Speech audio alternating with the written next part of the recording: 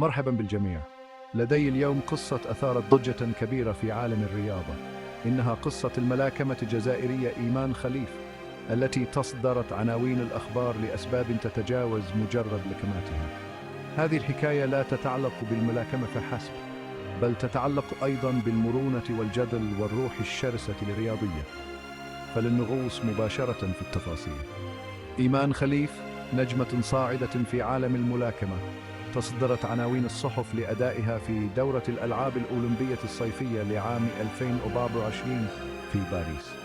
إنها تستعد للتنافس على الميدالية الذهبية في فئة وزن 66 كيلوغراما، لكن قصتها تتجاوز مهاراتها المذهلة في الحلبة.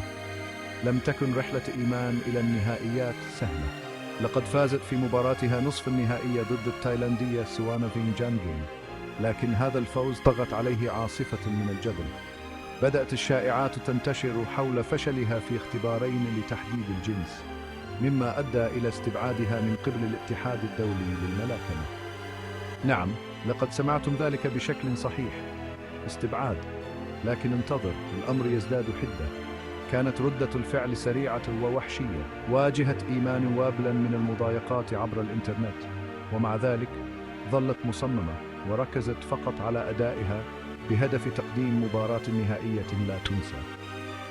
كان الدعم الذي تلقته من معجبيها في الجزائر هائلا. لقد احتشدوا خلفها ورفضوا الاتهامات وأدانوا المضايقات التي واجهتها. لقد كان عرضا للتضامن الذي تحدث الكثير عن إيمانهم بها. الآن دعونا نتحدث عن طريقها إلى الشهرة. لفتت إيمان خليف أنظار العالم عندما انسحبت خصمها الإيطالي أنجيلا كاريني من مباراتهما، مستشهدة بالجدل المستمر حول الجنس. لم تكن هذه هي المرة الأولى التي تواجه فيها إيمان مثل هذه التحديات. لقد كادت أن تفوت بطولة العالم للملاكمة 2023 بسبب ارتفاع مستويات هرمون التستوستيرون، وهو قرار انتقده الكثيرون لافتقاره إلى الشفافية. على الرغم من هذه النكسات، فقد أظهرت عزما لا يصدق. لقد أثار انتصارها الأخير مناقشات تتجاوز مجتمع الملاكمة، حتى أنها جذبت تعليقات من شخصيات سياسية مثل دونالد ترامب وجورجيا ميلوني. لكن هنا يصبح الأمر أكثر إثارة للجدل. قام الاتحاد الدولي للملاكمة الآن بتجريد إيمان من جميع ألقابها وإلغاء جائزتها المالية البالغة 25 مليون دولار، وفرض حظرا مدى الحياة على الملاكمة، زاعما أنها ذكر وليس أنثى. قرار صادم وغير مسبوق أرسل موجات صدمة عبر عالم الرياضة. لقد وقفت اللجنة الأولمبية الدولية إلى جانبها، مؤكدة أنه يجب أن تكون هناك إرشادات واضحة لاختبار الجنس في الرياضة. بينما تستعد إيمان لمواجهة المجرية آنا لوكا هاموري، يستمر الجدل حول عدالة وأخلاقيات اختبار الجنس في الرياضة.